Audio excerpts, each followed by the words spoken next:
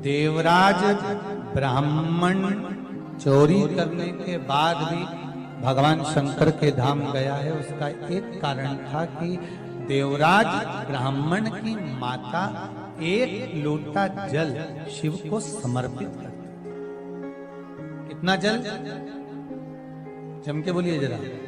एक लोटा। और आप सबको कहूंगा, श्री शिवाय नमस्तुभ्यम। दोस्तों, आज की इस कथा में पंडित प्रदीप मिश्रा जी ने बताया है कि भोले बाबा को जल क्यों चढ़ाया जाता है और उनको जल चढ़ाने से कौन कौन से दोष दूर होते हैं। जल चढ़ाने का सही तरीका क्या है और जल को किस तरह चढ़ाएं जिससे कि हमको अधिक लाभ मिल सके। पहले क्या चढ़ाएं, जल चढ़ाएं या बेलपत्र? और भगवान शिव पर दूध कैसे चढ़ाएं? दूध केवल शिवलिंग पर चढ़ाएं या पूरे परिवार पर चढ़ाएं? इन सब के बारे में पंडित जी ने आज की कथा में बताया है। आइए सुनते हैं पंडित प्रदीप मिश्रा जी से।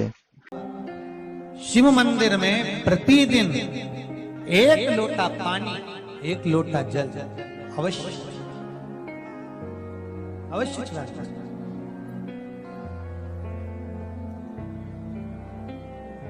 एक लोटा पानी भगवान शंकर को अवश्य। क्या होता है? 3 दोष समाप्त होते हैं एक लोटा पानी शिव जी को चढ़ाने से। 3 दोष। पहला पितृदोष, दूसरा वास्तु दोष और तीसरा कालसर्प दोष। जब हम घर में से जल लेकर जाते हैं तो हमारे घर का पानी जब जाता है तो घर का जो वास्तु केंद्र होता है वो रसोई घर होता है। रसोई घर में से जल ले जाकर शिव जी को चढ़ाते हैं तो उससे वास्तु दोष समाप्त। दूसरे नंबर पर है पितृदोष।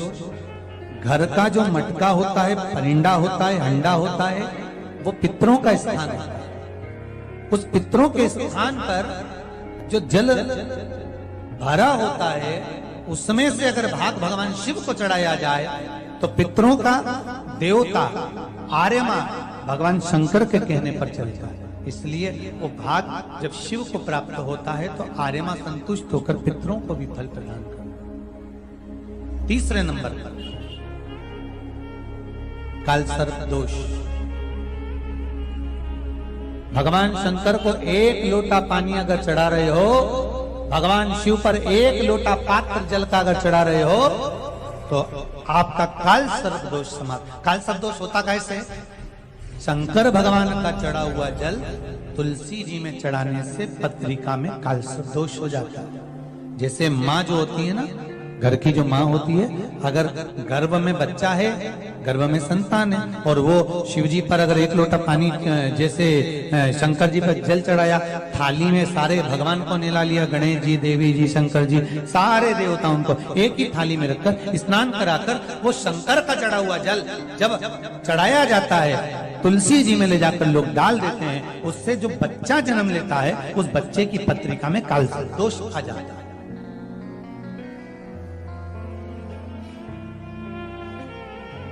इसलिए शिव महापुराण की कथा कहती है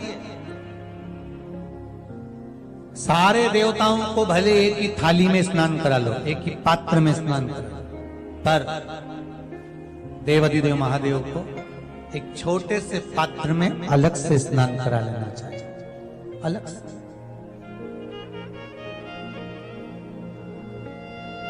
और उस पात्र का जल शिव जी को समर्पित करा हुआ जल तुलसी जी में नहीं डालना। तुम्हारे घर में जो पौधा हुआ आप उसको उसमें समर्पित करो। जैसे बेलपत्री चढ़ाने के बाद जल चढ़ाना या जल चढ़ाकर बेलपत्र चढ़ाना।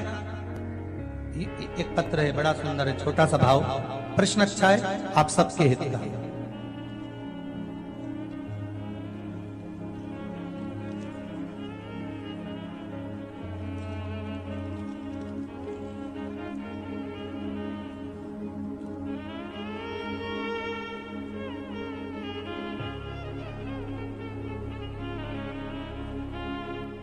अरुणा जी अग्रवाल जयपुर, झरना जी अग्रवाल जयपुर राजस्थान से इन्होंने प्रश्न किया है। गुरुदेव, दूध, कच्चा दूध केवल शिवलिंग पे चढ़ाना चाहिए या पूरे शिव परिवार पे चढ़ाना चाहिए? प्रश्न अच्छा है। और शिव महापुराण की कथा, रुद्राक्ष उत्सव चल रहा है, तो आप उसको समझें। दूध केवल शिवलिंग पे चढ़ाना चाहिए या जो शिवलिंग के आसपास में सभी परिवार विराजमान होता है उस पे भी चढ़ाना चाहिए। अगर लिंग पुराण आप उठाकर देखेंगे तो लिंग पुराण में एक बड़ा सुंदर संवाद आता है जिसमें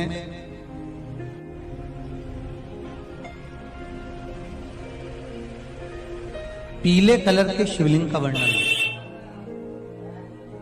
सफेद, लाल, पीला और काला, ये शिवलिंग का आपको पहले वर्णन करा है।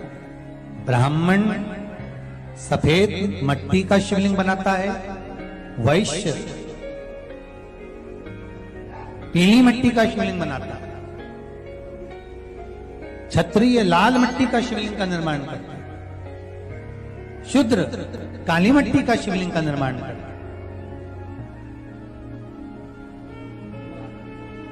काली मिट्टी के शिवलिंग का निर्माण करता है। ये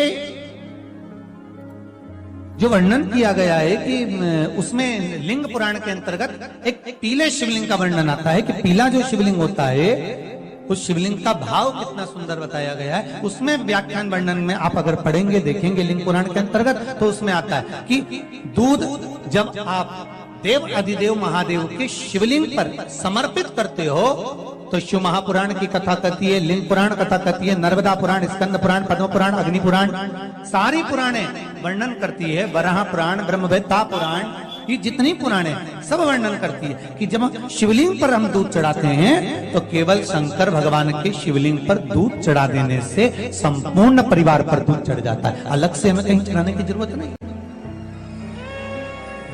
अलग से हमें कहीं दूध ले जाकर चढ़ाने की जरूरत नहीं कि हमें गणेश जी को अलग से चढ़ाना पड़ेगा, देवी जी को अलग से चढ़ाना पड़ेगा, कार्तिकेय जी को अलग से चढ़ाना पड़ेगा या नंदी को अलग से चढ़ाना पड़ेगा। तो जो प्रश्न करा है जन्ना जी अग्रवाल जी ने, जयपुर राजस्थान से हैं, सुंदर प्रश्न करा है।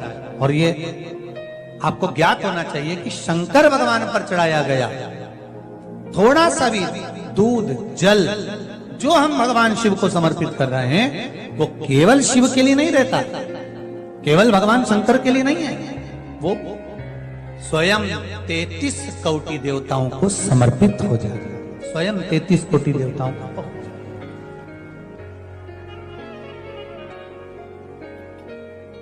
अलग से देने की जरूरत नहीं है।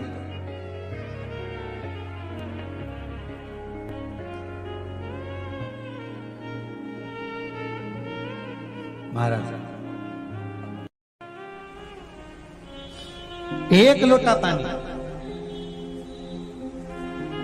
बेलपत्री आप शिवलिंग पर पहले चढ़ा रहे हैं, उसके बाद जल चढ़ा रहे हैं। दूसरा, जल चढ़ाने के बाद बेलपत्र चढ़ा रहे हैं। ये दो अलग अलग क्रम है शंकर भगवान की पूजन के। आप समझ लीजिएगा जरा, ये प्रसंग कभी नहीं आया, आज आया है तो उसको समझ।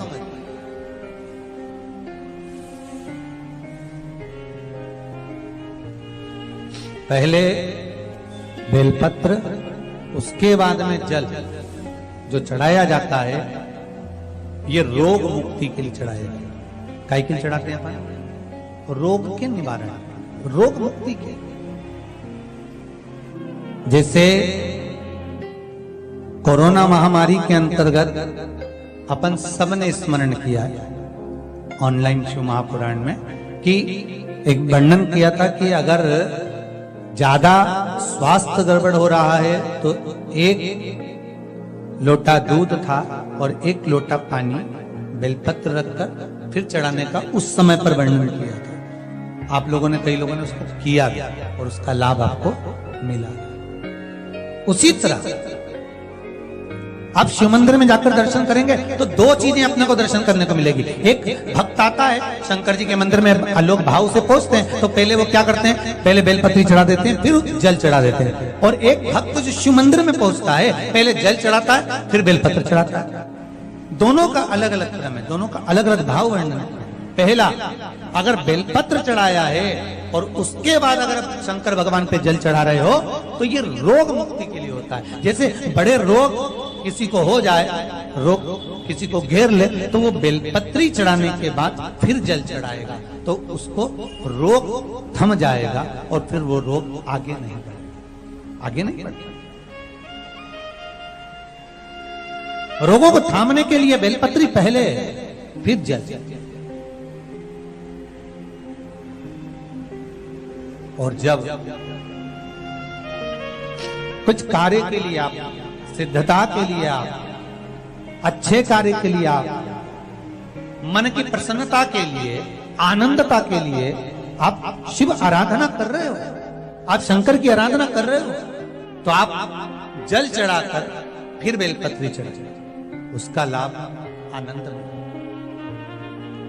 आपने जल चढ़ाया, उसके बाद बेलपत्री चढ़ाई।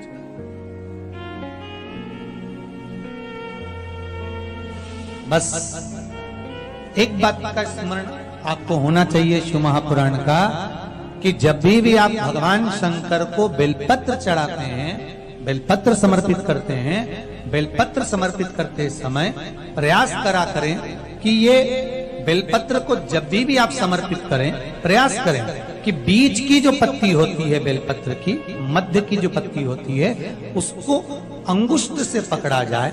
उसके बाद में आप फिर बेलपत्री को शिव पर समर्पित करें, प्रयास करें। बेलपत्र जो हम भगवान शंकर को समर्पित करते हैं, उसका मध्य जो भाग होता है, बेलपत्री का जो 3 देवताओं का मध्य जो भाग होता है, उसको पकड़कर बेलपत्री को शिव को समर्पित करना चाहिए। पूर्व की कथाओं में यह भी वर्णन किया है कि बेलपत्री की डंडी का मुख कहां होना चाहिए। पूर्व की कथाओं में यह भी बताया गया है कि बेलपत्री की तीनों डंडियों के बीच में, तीनों पत्तियों के बीच में जो खाली जगह होती है, डंडी होती है, उसका क्या महत्व है, ये पूर्व की कथा में पहले बता चुके। पर आज जो क्रम चल रहा है कथा का, उसमें अपन जो समझ रहे हैं वो ये होना चाहिए कि आप किस कामना से जल चढ़ा रहे हैं, आपके जल चढ़ाने का क्रम क्या है। अगर आप रोग मुक्ति के लिए चढ़ा रहे हैं तो पहले बेलपत्र चढ़ेगी, फिर जल चढ़ेगा। आप कार्य सिद्धि के लिए चढ़ा रहे हैं, पहले जल चढ़ेगा, फिर बेलपत्र चढ़ेगी। और यदि कोई विशेष कार्य है आपका, जो आपको भगवान शंकर से जाकर कहना है, कोई विशेष कार्य, जैसे ब्रह्मलोक में ब्रह्मा है, वैकुंठ में भगवान विष्णु है, पर संसार सागर में, ब्रह्मांड में, मृत्यु लोक में अगर कोई देव है तो वो देव अधिदेव महादेव, वो देव अधिदेव महादेव, दूसरा नहीं।